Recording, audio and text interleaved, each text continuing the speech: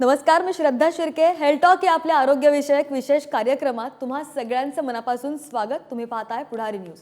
आपण पाहतो की आजच्या धकाधकीच्या जीवनामध्ये वेगवेगळे आजार होण्याचा धोका वाढलेला आहे. मात्र त्यापैकीच एक आजार म्हणजे सायटिका. सायटिका जर अगदी कमी प्रमाणात होत असेल तर योग्य विश्रांती, योग्य व्यायाम आणि काही आयुर्वेदिक उपाय उपयुक्त ठरू शकतात. ही वेदना खूपच त्रास द्यायला लागली तर तिचे शास्त्रीय निदान करणं सुद्धा गरजेचं असतं. सुरुवातीच्या स्टेजला जर याला आळा घालता आला तर आपलं शरीर अनेक आजारांपासून वाचू शकतं. पण आळा घालायचा म्हणजे नक्की काय करायचं असा प्रश्न तुम्हाला पडला असेल तर घाबरू नका. याच संदर्भातल्या उपायांसाठी किंवा अधिकची माहिती जाणून घेण्यासाठी आपल्यासोबत आज डॉक्टर विराज भंडारी आहेत. डॉक्टर नमस्कार. नमस्कार. डॉक्टरांचा मी थोडक्यात परिचय करून देते. डॉक्टर विराज भंडारी यांनी Ayurveda, chiropractic, osteopathic methods of manual therapy, spine adjustments, structural integration, marma therapy यांचं परदेशात प्रशिक्षण घेतलंय. या सगळ्या पॅथी एकत्रित करून उपचार करणारे आधुनिक युगातील हे आधुनिक डॉक्टर आहेत. केरळपासून महाराष्ट्रातील हाड वैद्य ते Poland, Europe, America, China, England, Australia या ठिकाणी मणक्याच्या विकाराच्या आधुनिक उपचार पद्धतींचं त्यांनी प्रशिक्षण घेतलंय. परदेशामध्ये संशोधन, evidence based practice of spine अशा तज्ज्ञ डॉक्टरांसोबत सुद्धा डॉक्टरांनी काम केलंय. विशेष करून मणक्याचे सगळे आजार, disc plus degenerative spine, cervical pain, lumbar pain, herniated disc, slip disc, 10 मिनिटांपेक्षा जास्त चालता न येणं, पाय जड होणं, बधीर होणं, मुंग्या येणं, चक्कर येणं यांसारख्या अनेक आजारांवर डॉक्टरांनी परदेशातील आणि प्राचीन भारतातील उपचार पद्धतींचा संगम केलाय. डॉक्टर भंडारी स्पाइन टेक्निकमुळे 10,000हून जास्त मणक्यांच्या विकारांचे रुग्णांचे उपचार आणि ऑपरेशन करून त्यांना वाचवण्यात डॉक्टरांना यश आलंय. डॉक्टर भंडारींचं वैशिष्ट्य म्हणजे अचूक निदान आणि योग्य उपचार. तर डॉक्टर स्वतः आपल्यासोबत स्टुडिओमध्ये उपस्थित आहेत आणि त्यांच्याकडूनच आपण जाणून घेऊयात. डॉक्टर, आपण प्रश्नांना सुरुवात करूयात. सायटिका हा एकतर खरंच कॉमन आजार आहे, पण अनेक जणांना माहितीच नाहीये का हा आजार नेमका काय. तर आपण इथून सुरुवात करूयात की सायटिका म्हणजे नेमकं काय. सायटिका म्हणजे कमरेपासून दुखणं चालू होतं आणि ते दुखणं जे आहे ते कमरेचे आजूबाजूचे मसल्स, स्नायू हे सकाळी उठल्यानंतर अर्धा तास आखडतात.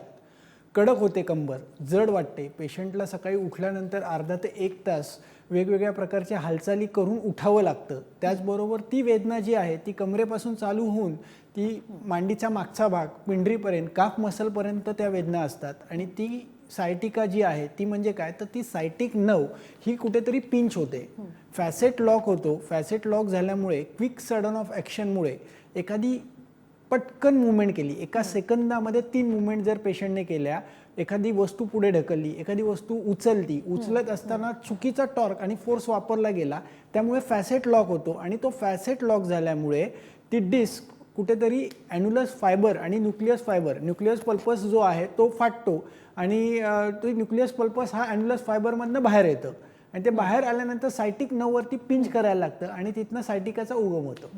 अच्छा, तर सायटिका म्हणजे नेमकं काय हे डॉक्टरांनी आपल्याला समजवलेलं आहे. आणि अधिक तुम्हाला जर माहिती या संदर्भात हवी असेल तर डॉक्टरांचे बरेच यूट्यूब व्हिडिओज सुद्धा आहेत, ते सुद्धा तुम्ही पाहू शकता. किंवा डिस्प्लेवर जो नंबर येतोय त्यावर सुद्धा डॉक्टरांना तुम्ही फोन करून कधीही कोणतीही शंका विचारू शकता. डॉक्टर, आता हा सायटिका जो तुम्ही सांगितलं, पण तो आजार नेमका का होतो. सायटिका होण्यामागचं पहिलं कारण आहे ते म्हणजे posture.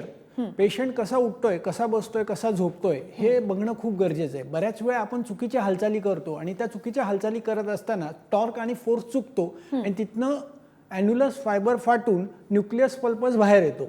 Quick sudden of action, quick sudden of trauma, पटकन काहीतरी करायला जाणं एका सेकंदामध्ये, हे सगळ्यात मोठं कारण आहे. त्याचबरोबर चुकीचं बसणं, चुकीचं उठणं, डिजनरेटिव्ह चेंजेस होणं, सतत आहार हे एक पण मोठं कारण आहे. बऱ्याच वेळा अजीर्ण, आम तयार होतो. बऱ्याच वेळा काही लोकांना 2 वेळा 3 वेळा जेवायची सवय असते किंवा एक दर 2 तासांनी काहीतरी तोंडात काहीतरी थोडे शेंगदाणे खा, थोडे फरसाण खा, थोडं काहीतरी खाण्यात येतं आणि त्यातनं आमाची निर्मिती होते, अजीर्ण होतं आणि अजीर्ण होऊन पोट फुगतं आणि त्यातनं गॅसेस उत्पन्न होऊन ते सगळा लोड हा तुमच्या पाठीच्या कण्यावरती येतो, मेरुदंडावरती, आणि त्यातनं उत्पन्न होणारी सायटिका.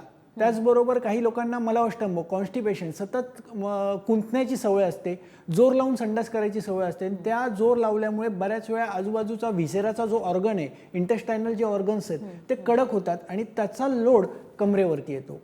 त्याचबरोबर एखादा व्यक्ती बाथरूममध्ये पडतो, सायकलवरनं किंवा गाडीवरनं आघात होतो, पडतो खाली आणि त्याच पडल्यानंतर त्या सायटिका नर्ववरती पिंचिंग होतं आणि त्यामुळं ही वेगवेगळी कारणं वेगवेगळ्या पेशंटमध्ये दिसून येतात. तर आपण पाहिलं की सायटिका का होतो यामागची नेमकी कारणं कोणती आहेत ती डॉक्टरांनी आपल्याला सांगितली. डॉक्टरांचे बरेचसे व्हिडिओ सुद्धा आहेत. मगाशी जसं मी म्हटलं की 10,000हून जास्त रुग्णांना तुम्ही उपचार केलेले आहेत. त्यातलाच एका रुग्णाचा आपण व्हिडिओ पाहूया. डॉक्टरांनी उपचार केले आणि त्यांना काय अनुभव आला तो सुद्धा पाहूया.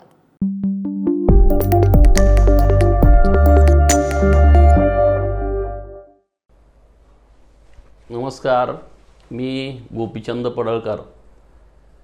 गेले अनेक वर्ष माझा प्रवास खूप आहे. जवळजवळ आत्तापर्यंत माझा 15 लाख किलोमीटर प्रवास झाला आहे आणि 2 वर्षापूर्वी अचानक माझा उजवा पाय प्रचंड दुखत होता. मला बसताही येत नव्हतं आणि प्रवासातच पाय दुखत असल्यामुळं मी गाडीतून झोपून गावाकडे गेलो आणि 2-4 दिवस घरी आराम केल्याच्या नंतर मला आमचे डॉक्टर संजय पडळकर त्यांना मी ही गोष्ट कानावरती घातली आणि त्यांनी मला भंडारी आयुर्वेद हॉस्पिटल इथं पुण्यामध्ये स्वारगेटच्या जवळ आहे, डॉक्टर विराज भंडारी यांचं, आणि आम्ही इथं आलो आणि इथं आल्याच्या नंतर माझ्या सर्व बॉडीचे एक्सरे वेगवेगळ्या अँगलमधून 8 अँगलमधून काढले आणि मग नंतर डॉक्टर साहेबांनी जी ट्रीटमेंट केली आणि ज्या दिवशी ट्रीटमेंट केली त्याच दिवशी मला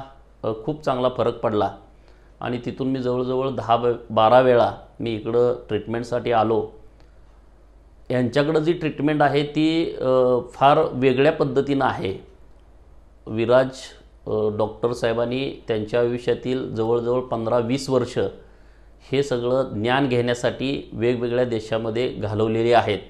तर आपण पाहिलं असेल की रुग्णांवर त्या उपचार केले आणि त्यांना कसा फायदा झाला, तोच अनुभव, तोच एक्सपिरियन्स ते रुग्ण जे आहेत त्यांच्यावर उपचार झाल्यावर ते आपल्याबरोबर शेअर करत होते.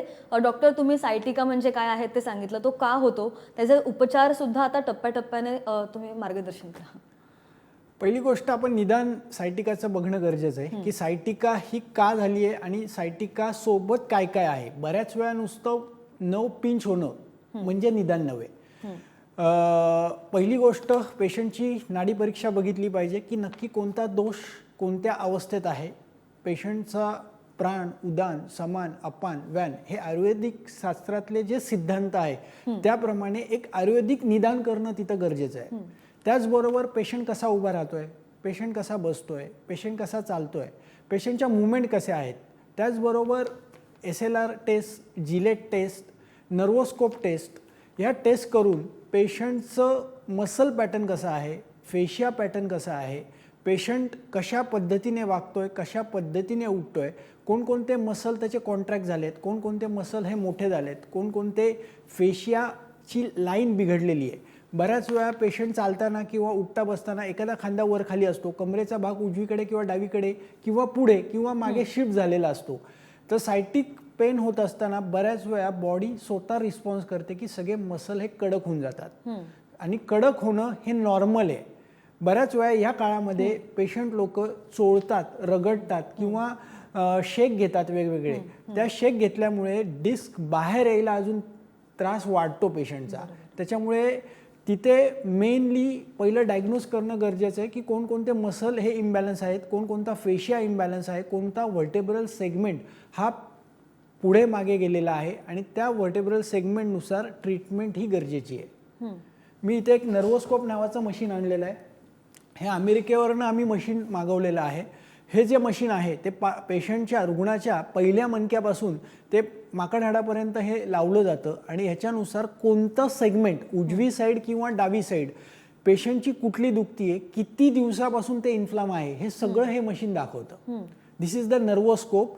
त्याचबरोबर मी तुम्हाला आत्ता म्हटलं की डिस्क ही बाहेर येते. बाहेर येते म्हणजे काय, इथे लाल कलरचं डिस्क ही चकती बाहेर आली आहे बघा आणि ती नववरती पिंच होते. ज्यावेळेस ती डाव्या साईडनी पिंच होणार आहे त्यावेळेस पेशंटचा डावा पाय दुखणार आहे. हे निदान करणं खूप गरजेचं आहे की नक्की पेशंटची कोणती डिस्क बाहेर आहे.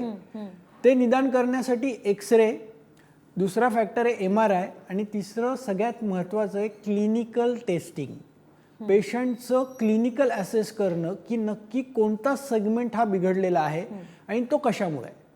हे निदान जोपर्यंत होत नाही तोपर्यंत उपचार घेण्यात काही उपयोग नाही. अचूक निदान जर झालं तर पेशंट 100% बरे होऊ शकतात आणि ऑपरेशनही वाचू शकतात. नक्कीच. तर डॉक्टरांनी आपल्याला खूप छोट्या छोट्या गोष्टी समजवल्या की कशा प्रकारे उपचार आहेत, त्याचे टप्पे कोणकोणते आहेत आणि ट्रीटमेंट्स कशा असू शकतात. डॉक्टर, पण तुम्ही मगाशी जो MRIचा उल्लेख केलात, त्या MRIमध्ये C6, C7 किंवा L4, L5 ज्या नसा आपल्या दबतात, तर मग त्या मोकळ्या होऊ शकतात का? त्यावर उपचार काय? नक्कीच मोकळ्या होऊ शकतात. ज्या काही शिरा दबलेल्या आहेत, नसा दबलेल्या आहेत, त्या नक्कीच बऱ्या होतात आणि बऱ्या होताना मला दिसतात. ते बऱ्याच वेळा काय होतं, पेशंट MRI करून माझ्या दवाखान्यात येतात. C5, C6 डिस हर्निएशन, डिस बल्ज, L4, L5 डिस हर्निएशन, डिस बल्ज, पोट्रुजन असं MRIच्या रिपोर्टमध्ये लिहिलेलं असतं. तशा प्रकारच्या रुग्णांना ॲलोपॅथी सायन्समध्ये ऑपरेशन सांगितलं जातं किंवा स्टिरॉइडचे काही इंजेक्शन, इपिड्युरल ब्लॉक दिले जातात. आणि बऱ्याच वेळा माझ्याकडे आत्ता महिन्याला कमीत कमी 30 ते 40 पेशंट हे ऑपरेशन करून माझ्या दवाखान्यात येतात की त्यांचं पेन हे कमी झालेलं नसतं. त्याचबरोबर इंजेक्शन घेऊन काही लोक येतात, त्यांचं पेन कमी झालेलं नसतं. तर अशा प्रकारचे जे रुग्ण आहेत त्यांना जर प्रॉपर आपण अचूक निदान केलं की नक्की फेशिया इम्बॅलन्स आहे, तर आपल्याकडे आपण अमेरिका, ऑस्ट्रेलिया, इंग्लंडमधले काही प्रोब्स आणि काही मशीन्स आपल्या दवाखान्यात आहे ज्याच्यामध्ये विना इंजेक्शन, विना ऑपरेशन उपचार केले जातात. साधारण महिन्यातनं एक दिवस आपण रुग्णांना आपल्या दवाखान्यात बोलवतो. सकाळी 9 वाजताची एक बॅच असते, त्याच्यामध्ये 3-3.5 तासाचे उपचार केले जातात. त्याचसोबत दुपारी 1:30 वाजताची एक बॅच असते, त्याच्यामध्ये 3-4 तासाचे उपचार केले जातात. 14 ते 17 प्रकारच्या उपचार पद्धती कॉम्बिनेशन स्वरूपात आपण वापरतो. त्याच्यामुळे इंटिग्रेटेड अप्रोच असल्यामुळे रुग्णाला पहिल्या दिवसापासून 30 ते 90% पेन कमी होणं, मुंग्या कमी होणं, बधिरता कमी होणं, पेशंटचा चालण्याचा स्पीड वाढणं, पेशंटच्या कमरेतला बाक कमी होणं, सगळे मणके एका जागेवर आणण्यासाठी आपण प्रयत्न करतो. पहिली ट्रीटमेंट जी आहे ती म्हणजे स्पाईन ॲडजस्टमेंट, ज्याला क्रायरोप्रॅक्टर म्हणतात. ही अमेरिकेतली जी गॉन्स्टेड नावाची मेथड आहे, पाल्मर आणि कांटलबोन ह्या 3 मेथड आपण आपल्या दवाखान्यात वापरतो. जे मणके पुढे, मागे, वर, खाली गेलेले आहेत त्यांना ओढून त्या जागेवरती बसवलं जातं. पूर्वी हाडवैद्य नावाचा कन्सेप्ट आपल्या इंडियामध्ये होता. महाभारतातही याचा उल्लेख मिळतो आहे. दुसरी ट्रीटमेंट जी आहे ती म्हणजे फेशियल मॅनिप्युलेशन. इडा रॉफ नावाच्या अमेरिकेतल्या एक लेडीज होत्या, त्यांनी त्यांची PhD ही ग्रॅव्हिटी म्हणजे तुमचं शरीर हे वेडंवाकडं होतं, मसल्स वेडेवाकडे होतात, त्याला परत अलाइन करण्यासाठी त्यांनी मर्मथेरपी आणि फेशियल मॅनिप्युलेशन असं एकत्रित उपयोग करून वेगवेगळ्या मसलला जिथे जिथे मसल शॉर्ट झाले आहेत त्याला परत लाँग करणं, ज्या मसल्समध्ये नोड बनलेत, लिम्फ नोड साठलेले आहेत त्या लिम्फ नोडला परत सरळ करणं, गाठी सोडवणं, कॅलोजन फायबरच्या गाठी सोडवणं, ह्यासाठी वेगवेगळ्या प्रकारच्या मसलवरती काम केलं जातं. तिथे पक अँड होल्ड, तिथे ग्लाईड दिल्या जातात. काही ठिकाणी थांबलं जातं, 2 ते 3 मिनटं त्या मसलवरती लोड दिला जातो आणि ते करून त्या मसलला सोडवलं जातं. तिसरी ट्रीटमेंट म्हणजे व्हिसरल मॅनिप्युलेशन. ही आत्ता इंडियात खूप फेमस आणि आत्ता जस्ट नुकतीच आलेली ट्रीटमेंट आहे. बॅरल इन्स्टिट्यूट जे आहे सिंगापूर आणि अमेरिकेचं, त्याच्यामध्ये ऑर्गन बॅलन्स केले जातात. तुमचे लिव्हर, किडनी, पॅनक्रियास, स्प्लीन जे जे ऑर्गन इम्बॅलन्स आहेत, लिगामेंट इम्बॅलन्स आहेत त्यांचे, ते लिगामेंट मागच्या दिशेने पूल करतात स्पाईनला आणि मागच्या दिशेने पूल केल्यामुळे सायटिक नर्व ही पिंच होते. बऱ्याच वेळा मला सापडतं की उजवा पाय दुखत असेल पेशंटचा किंवा उजव्या साईडची डिस्क ही बाहेर आली आहे, सायटिक नर्व पिन झालेली आहे, त्यावेळेस लिव्हरला मॅनिप्युलेट करावं लागतं. त्याचसोबत स्प्लीनला डावी साईड दुखती आहे तर डाव्या साईडच्या किडनीला, स्प्लीनला मॅनिप्युलेशन द्यावं लागतं जेणेकरून डावा पाय पेशंटचा मोकळा होऊन जातो. असं बऱ्याच रुग्णांमध्ये आत्ता दिसतं आहे. पुढची ट्रीटमेंट पद्धत म्हणजे अयंगार योगा आपल्या दवाखान्यात आपण झूमवरती घेतो. 13 सेशन सोमवार, बुधवार, शुक्रवार सकाळी 6:30 ते 7:30 मी स्वतः ऑनलाईन सेशन झूमवरती योगाचे सेशन्स पेशंटचे घेतले जातात. त्याबरोबर BS मुवमेंट नावाची एक ग्रॅव्हिटेशनल फ्रँकलिंग मेथड नावाचे एक काही जर्मनीचे एक्सरसाइज पॅटर्न आहे, तो आपण झूमवरती घेतो. त्याचसोबत कॅलोजन फायबर रिलीज नावाची एक मशीन आहे आपल्या दवाखान्यात. इस्तम नावाची एक ट्रीटमेंट आहे, instrumented assisted soft tissue manipulation. Germany आणि अमेरिकेचे काही प्रोब्स आहेत जिथे जिथे गाठी झालेल्या आहेत, कारण मसल ज्यावेळेस बारीक होतात त्याचे नोड्स बनतात. लिम्फ नोड तिथे सुजतात आणि त्या लिम्फ नोडला स्वेलिंग आल्यामुळे तिथे इन्फ्लामेशन होतं आणि तो पाय दुखायला लागतो. त्यामुळे ते नोड सगळे सोडवले. असं इंटिग्रेटेड अप्रोचमध्ये ट्रीटमेंट 14 ते 15 प्रकारच्या एका दिवशी दिल्या जातात आणि पेशंटला पहिल्या दिवशी कमीत कमी 30 ते 90% फरक दिसतो. आणि जे रुग्ण बरे होण्यासारखे आहेत त्यांनाच उपचार दिले जातात. ह्याचं सगळ्यात महत्त्वाचं काय आहे तर आपण पहिल्या दिवशी तपासतो. तपासल्यानंतर ठरवतो की हा रुग्ण बरा होण्यासारखा आहे की नाही. जर 100% बरा होण्यासारखा असेल तरच doctor Bhandari spine technique treatment त्यांना दिली जाते. तर आपण पाहिलं की डॉक्टरांकडे या संदर्भातले सगळ्या प्रकारचे उपाय आहेत. तुम्हाला कोणतीही जर शंका असेल तर सरांचे यूट्यूबवर सुद्धा खूप व्हिडिओज आहेत, तुम्ही पाहू शकता. आणि कोणतीही शंका असेल तर डिस्प्लेवर जो नंबर शो होतोय त्याला तुम्ही फोन पण करू शकता. आणि अशाच एका रुग्णांना डॉक्टरांनी उपचार दिले होते, ते बरे झाले, त्यांचा रिव्ह्यू आपण पाहूया.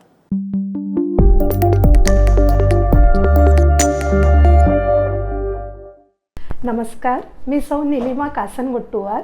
मी चंद्रपूर येथील रहिवासी. मला सप्टेंबर महिन्यापासून बॅकपेनचा त्रास सुरू झाला. मी वाकू शकत नव्हती, मी 2 पावलं चालू शकत नव्हती, बसता येत नव्हतं मला. मी स्नानसुद्धा उभं राहून करायची. आणि ज्यावेळेला मी सगळे दवाखाने फिरले, MRI करायला सांगितला ऑर्थोपेडिक डॉक्टरांनी, त्यामध्ये त्यांनी सांगितले की तुमची नस दबलेली आहे आणि तुम्हाला सर्जरीशिवाय उपाय नाही आहे. आणि जर तुम्ही लगेच उपचार नाही केले तर तुम्हाला पॅरालायसिस होऊ शकते. त्या रात्रभर मी झोपली नाही. आणि लगेच 2 दिवसांनी सॅम TV सुरू करताच मला डॉक्टर भंडारी यांची मुलाखत दिसली. आणि ती मुलाखत मी पूर्ण रेकॉर्ड करून ठेवली. आणि ज्यावेळेला मग परत यूट्यूबवर सर्च करत गेले, ABP माझावरची मुलाखत दिसली आणि सरांचे यूट्यूबवरचे प्रोग्राम पाहिले. आणि आम्ही लगेच डॉक्टर भंडारी क्लिनिकला फोन लावून अपॉइंटमेंट घेतली. आणि डिसेंबर 24 तारखेला मी इथे पहिल्यांदा आली. ज्यावेळेला मी आली त्यावेळेला मला सरळ उभं राहतासुद्धा येत नव्हतं. माझं पोश्चर पूर्ण वाकडं झालेलं होतं. फेशियल मॅनिक्युलेशन जेव्हा सिस्टरनी मला केलं त्यावेळेला मला इतका त्रास होत होता, परंतु त्यांनी सांगितलं की यावेळेला फक्त तुम्हाला त्रास होत आहे, दुसऱ्यांदा जेव्हा तुम्ही याल तर पुष्कळ 50% रिकवर होऊन याल. माझी बसण्याची कंडिशन इतकी खराब होती की मी माझे देवसुद्धा वरती ठेवले आणि उभं राहून पूजा करायची. परंतु ज्यावेळेला इथे आली सांगितलं सांगितलं की नाही तुम्ही बसत जा, काही फरक पडत नाही, तुम्हाला बसायचा तुम्ही प्रयत्न करा. आणि मग मी लगेच इथून गेल्यानंतर दुसऱ्या दिवशीपासून देव माझे मी खाली घेतले आणि देवपूजेला सुरुवात केली. मला खूप समाधान वाटलं. माझ्या पायात खूप मुंग्या येत होत्या. मी 1 मिनिटसुद्धा उभी राहू शकत नव्हती, अशा झरझर मुंग्या यायच्या. परंतु आज मी सगळे कामं करू शकते.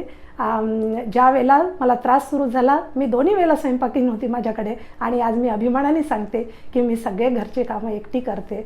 मला फार अभिमान आहे या हॉस्पिटलचा आणि या स्टाफचा आणि डॉक्टर साहेबांचा. आणि सगळे फॉलोअप मी पाहिले.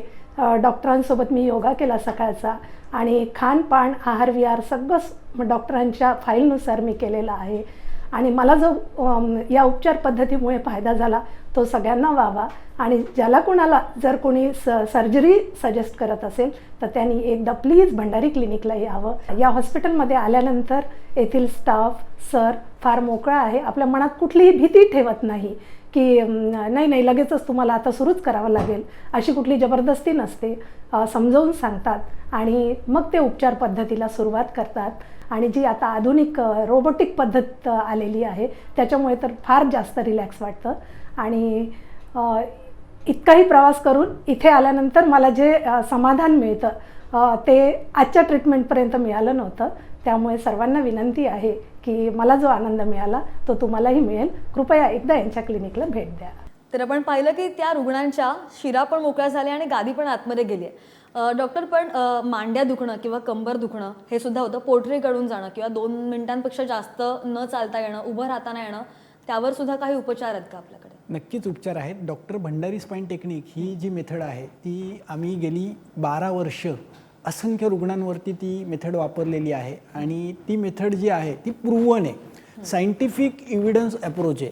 असं नाही आहे की करा, पहा, बघू असं होत नाही. कारण आपल्याला आपलं शरीर जे आहे हे प्युअर सोल आहे, शुद्ध आत्मा आहे. शरीरामधले सगळे अवयव हे देवानी बनवलेले आहेत. त्याच्यामुळे स्वतः शरीर हे एकदा जेव्हा बिघडतं तेव्हा स्वतः आतमध्ये रिपेअर करण्यासाठी सिस्टीम ही देवानीच बसवलेली आहे. फक्त आपण त्याला हेल्प करतो की काय जी मसल पॅटर्न बिघडलेला आहे, जी ग्रॅव्हिटी बिघडलेली आहे, त्या मसल पॅटर्नला, त्या ग्रॅव्हिटीला तर बरं व्हायचंच असतं. फक्त आपण त्यांना मदत करतो की त्या त्या पोझिशनमध्ये तुम्ही जावा. आणि त्यामुळे नक्कीच हे बरं होऊ शकतं. रुग्णांनी जर व्यवस्थित उठणं, बसणं, झोपणं, तुम्ही दर 1 तासाने कंपल्सरी उठा. एका जागेवर बसलाय तर 1 तास चालताय तर 5 मिनटं बसा. गाडीचा लांब प्रवास करणार आहात, खूप लांबचा प्रवास करायचा आहे, गाडी थांबल्यानंतर कंपल्सरी उतरा. जेवण भूक लागली तरच करायचं आहे. तहान लागल्यानंतर पाणी प्या. लघवी लागली आहे, संडासला लागली आहे, जावा तुम्ही. अडवून ठेवू नका वेग. असं जर निसर्ग नियम जे आहेत आपल्या शरीराचे ते जर पाळले गेले, तुम्हाला आतमध्ये जे फिलिंग होतं आहे की मला काय करूशी वाटतं, मला झोपावं असं वाटतं, तुम्ही झोपा. आराम घेऊशी वाटतं, तुम्ही थकला आहात तर आराम करा. उगाच विनाकारण खूप एक्सरसाइज, अतिसाहसी कर्म, माझा मित्र 100 सूर्यनमस्कार मारतो म्हणून मी 100 सूर्यनमस्कार मारणार आहे, असं जर केलं तर नक्कीच तुम्ही सायटिकाला होणार या दिशेने पुढे जाणार आहात. अतिसाहसी कर्म, अति फास्ट कामं करण्याची पद्धत हे जर तुम्ही टाळलं तर तुम्हाला सायटिका 1,00,000% होणार नाही. नक्कीच. तर आपण पाहिलं की डॉक्टरांनी अगदी छोट्यातल्या छोट्या गोष्टीसुद्धा आपल्याला समजावून सांगितलेल्या आहेत. त्याचा नक्कीच आपल्याला फायदासुद्धा होईल. आणि याहून जास्त अधिकची माहिती तुम्हाला हवी असेल तर सरांचे यूट्यूबवर व्हिडिओजसुद्धा आहेत, त्यातून तुम्हाला बरीच माहिती मिळू शकेल. आणि यातली महत्त्वाची गोष्ट अशी की रुग्ण बरा होईल अशी शाश्वतीसुद्धा ते देतात. तर आपण आज पाहतोय की राज्यामध्ये याच प्रकारच्या रुग्णसंख्येमध्ये झपाट्यानं वाढ होऊन ती संख्या आज लाखांच्या घरात आहे. आणि हीच संख्या वाढू नये यासाठी आज डॉक्टरांनी आपल्याला फार उत्कृष्टरित्या मार्गदर्शन केलं आहे, जेणेकरून तुम्ही सुद्धा स्वतःची व्यवस्थित काळजी घेऊ शकता, खबरदारी घेऊ शकता.